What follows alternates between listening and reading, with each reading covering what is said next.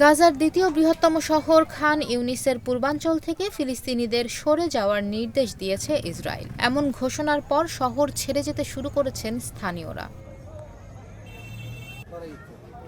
সেনাবাহিনীর মুখপাত্র আভিচাই আদ্রাই এক বার্তায় খান ইউনিসের বাসিন্দাদের উদ্দেশ্য করে বলেন, আপনাদের নিরাপত্তার জন্যই আপনাদের অবিলম্বে মানবিক অঞ্চলে সরে যেতে হবে। তবে মানবিক অঞ্চল বলতে কোন জায়গাকে বুঝিয়েছেন তা স্পষ্ট করেননি তিনি। ধারণা করা হচ্ছে ফিলিস্তিনিদের আল মাওয়াসি এলাকায় যেতে বলা হচ্ছে। তবে সেই এলাকাতেও সম্প্রতি বিমান হামলা চালিয়েছে ইসরায়েলি সেনারা।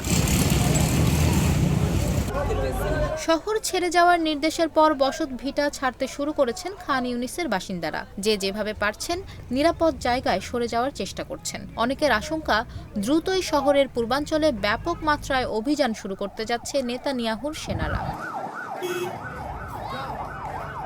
উত্তর এবং দক্ষিণাঞ্চলে ইসরায়েল ও হামাসের মধ্যে ব্যাপক সংঘর্ষের খবর পাওয়া গেছে। এতে দুপক্ষই হতাহত হয়েছে বলে জানিয়েছে বিভিন্ন গণমাধ্যম। ইসরায়েলি সেনাদের লক্ষ্য করে রকেট আর মর্টার ছুড়ছে ফিলিস্তিনের স্বাধীনতাকামী সংগঠনের সদস্যরা। গোপনে হামলা চালাচ্ছে এগিয়ে আসা ইসরায়েলি ট্যাঙ্ক ও সাঁজোয়া যান লক্ষ্য করে।